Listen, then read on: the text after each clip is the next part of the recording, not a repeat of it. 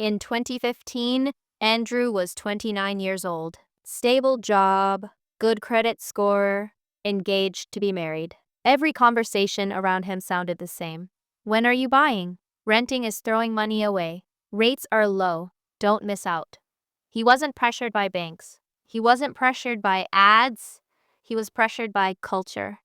So he bought 3-bedroom suburban house, $420,000 purchase price, 10% down, 30-year mortgage. Everyone said it was the smartest move of his life. 5 years later, he had $37,000 paid in principal, $96,000 paid in interest, $28,000 in maintenance, $21,000 in property taxes, $14,000 in insurance. He had equity, but he had also transferred over $150,000 out of his liquidity. At the same time, his college roommate Jason kept renting and invested aggressively in index funds averaging 8 to 9% annually. By year 5, Jason's portfolio had crossed $310,000. Andrew had a house. Jason had compounding assets. Both felt stable, but only one had optionality. And that's where the illusion begins. The cultural programming. Homeownership is not just a financial idea. It is a cultural identity. After World War II, suburban expansion was fueled by policy support, mortgage subsidies, and low-interest environments shaped in part by institutions like the Federal Reserve. Owning a home became synonymous with stability, responsibility, success, middle-class identity. Banks marketed it, governments encouraged it, families reinforced it. It became a rite of passage, not a spreadsheet decision. The belief embedded itself so deeply that questioning it feels irrational. But investing is not about tradition. Investing is about return relative to risk. And housing, for most people, is the largest financial decision of their lives. Yet, it is rarely analyzed like one. Let's dismantle this sentence carefully. When you rent, you pay for shelter. When you own, you pay for interest, property taxes, insurance, maintenance, opportunity cost, illiquidity, transaction costs. Rent is a service expense. Ownership is leveraged consumption combined with forced savings. The difference matters because most mortgage payments in early years are interest-heavy. On a $500,000 home with 20% down at 6.5%, your first-year payment breakdown looks roughly like this. Total annual mortgage payments $30,000. Principal reduction $5,000. Interest $25,000. That means $25,000 behaves just like rent, except it doesn't buy flexibility. It buys debt service. So the idea that renting throws money away ignores the reality that early mortgage years throw money at interest. Let's model a clean 30-year scenario. Home price, $500,000. Down payment, $100,000. Loan, $400,000. Interest rate, 6.5%. Term, 30 years. Monthly, principal plus interest, $2,338. Add property tax, 1.2%, $6,000 annually. Insurance, $2,000 annually. Maintenance, 1% rule, $5,000 annually. Total annual ownership cost, sign closed, $33,339. Monthly effective cost, $3,611. Now compare renting similar property at $2,679 per month. Annual rent, $31,200. Difference, $12,000 per year. Now calculate opportunity cost. If that $12,000 annually is invested at 8% for 30 years, future value approximately $1.36 million. Now include the $100,000 down payment invested at 8% for 30 years. Future value approximately $1 million. Combined opportunity cost difference half and $2.36 million. That number alone changes the narrative. Ownership must outperform $2.36 million in lost compounding to justify itself purely as investment. And historically, average U.S. housing appreciation is around 3 to 4% annually, according to data compiled by the National Association of Realtors. At 3.5% appreciation, $500,000 grows to about $1.4 million over 30 years. But remember, that $1.4 million is gross value. You paid 30 years of taxes, 30 years of maintenance, selling costs of 5 to 6%. Net gain shrinks dramatically. Supporters say, you're leveraging the ban. Money, true. Leverage amplifies gains, but it amplifies risk. If the home drops 10%, you lose $50,000 in value. If you had $100,000 down, that's 50% of your equity erased. In 2008, millions discovered leverage cuts both ways. Housing markets fell 20 to 40% in many areas. Foreclosures surged. The housing collapse became the catalyst for the broader financial crisis. The index most associated with large-cap U.S. equities, such as tracked by the S&P 500, eventually recovered and surpassed prior highs. Many homeowners, however, were trapped.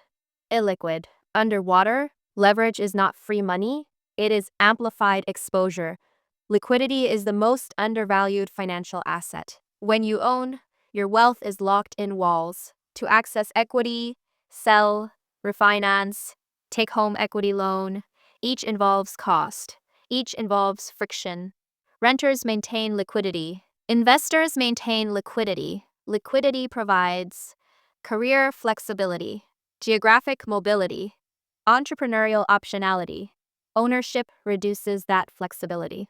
That reduction has opportunity cost. Many believe mortgage interest deductions make ownership superior. However, after tax code changes overseen by the Internal Revenue Service, the standard deduction increased significantly. Most households no longer itemize, which means mortgage interest often produces zero additional tax advantage. The tax benefit frequently disappears in real-world scenarios. Roofs last 20 to 25 years. HVAC systems 10 to 15 years. Water heaters 8 to 12 years. Unexpected repairs happen at the worst times. Over 30 years, total maintenance often equals 1 to 2% annually. On $500,000 property, that's $5,000, $10,000 yearly average. That's not investment, that's preservation. Maintenance prevents decay. It doesn't create returns. Buying costs typically equal 8 to 10% of purchase price when combining closing costs, agent fees, transfer taxes. On $500,000 property, that's approximately $40,000 to $50,000 round trip. If you sell within 3 to 5 years, appreciate may not offset those costs. Short-term ownership is financially fragile. Long-term ownership improves odds, but long-term ownership requires stable career, stable location, stable life path. Life rarely guarantees that.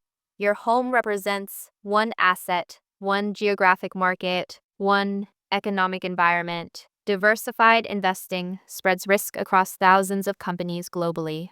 Ownership concentrates risk locally. If your city declines economically, your equity declines. Diversification matters. Homes provide control over environment, customization, community ties, psychological stability. These are real, but they are lifestyle returns, not financial returns. Confusing emotional value with investment value creates misaligned expectations. Let's compare two individuals over 30 years. Person A, buyer. Person B, renter investor. Buyer, 20% down, $3,611 monthly effective cost. Limited additional investing, renter. $2,600 monthly rent. Invests $1,000 difference. Invests $100,000 down payment. At 8% annual return. Renter portfolio approximately equal to $2, $3 million range, depending on exact modeling. Buyer equity approximately equal to $1.40, $1.8 million gross before costs. Liquidity difference, massive. Housing appreciates roughly with inflation long term. Stocks historically outperform inflation. Owning protects purchasing power. Investing builds purchasing power. Different objectives. When buying is smart, ownership makes sense when 1. You stay 10 plus years. 2. Payment less than 25% of gross income.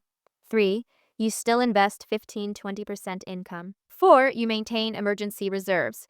5. You value stability highly. Buying under financial strain destroys wealth. Buying within capacity can coexist with investing. Homes signal adulthood. Renting sometimes signals transition. But wealth is invisible. The truly wealthy often prioritize liquidity over visible assets. Status purchases feel good short term. Compounding feels good decades later. The illusion summarized. The illusion is not tea. Home ownership is bad. The illusion is that it is automatically smart. It depends on price, rate, duration, opportunity cost, behavior, discipline. Ownership is a hybrid of consumption and investment. Treating it as pure investment misleads. 1. What is my opportunity cost? 2. Can I invest simultaneously? 3. Am I buying stability or chasing validation? 4. How long will I realistically stay? 5. Does this accelerate or delay financial independence? Oh, if the house delays investing by 10 to 15 years, the compounding loss is enormous. Wealth rarely comes from a primary residence. It comes from businesses, stocks, real estate investments, income producing, assets generating cash flow. Primary homes generate expenses. Investment properties generate income. That distinction matters. Frequent buying and selling increases consumption. Construction, renovation, and demolition create resource impact. Longer ownership cycles reduce waste.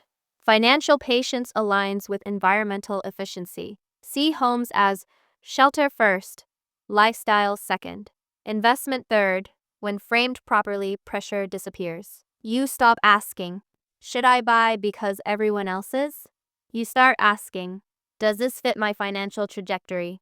Andrew eventually refinanced at lower rate and increased investing. Jason eventually bought a modest home after portfolio surpassed $800,000. Both succeeded, but only after removing illusion from decision. Home ownership is not destiny. It is strategy, and strategy requires math. When math replaces myth, clarity replaces pressure. And clarity builds wealth.